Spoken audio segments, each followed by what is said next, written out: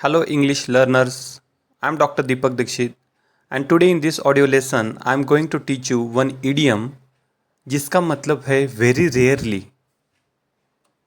once after a long time. तो ऐसा एक idiom हम सीखने वाले हैं इस ऑडियो लेसन में जो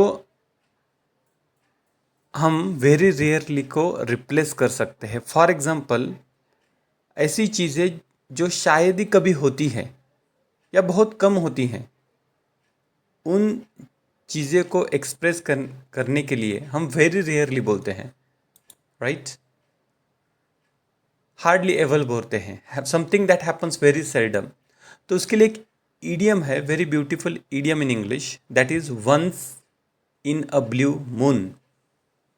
क्या बताया मैंने? Once in a blue moon. इसका मीनिंग है very rarely, once after a long time, something that happens very seldom, on rare occasions, almost never, hardly ever. Okay, तो इस तरीके से हम इसका मीनिंग ले सकते हैं. चलो इसकी प्रैक्टिस करते हैं सेंटेंस में, ताकि आप डायरेक्टली इस सेशन को सुनने के बाद उसको यूज़ में ला सकें. Although I trust in God, example, although I trust in God, I visit that famous temple only once in a blue moon. Clear?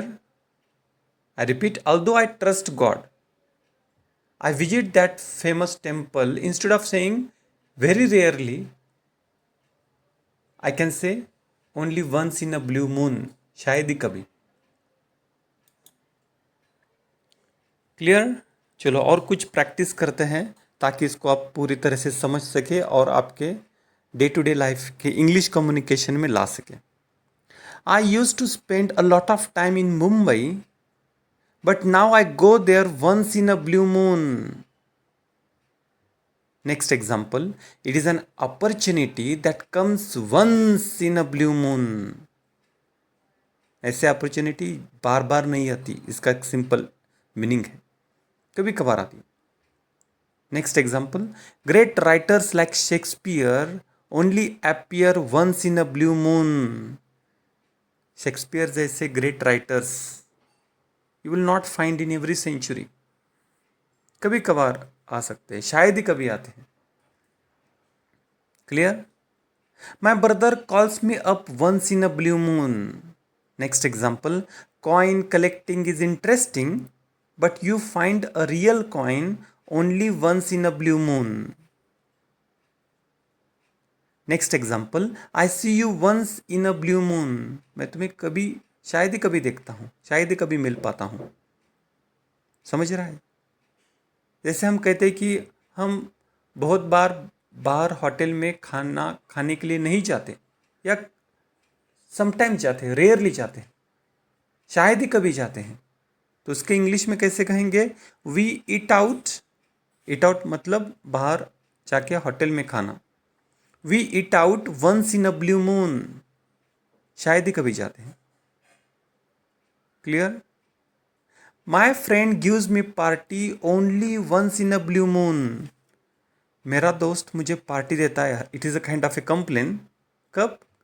कभी, शायद ही कभी देता है, ना के बराबर. तो फ्रेंड्स के लिए तो ये सेंटेंस बनता ही है और आप यूज़ कर सकते हैं अभी इस ऑडियो लेसन के बाद. My friend gives me party only once in a blue moon. So learn this. Clear?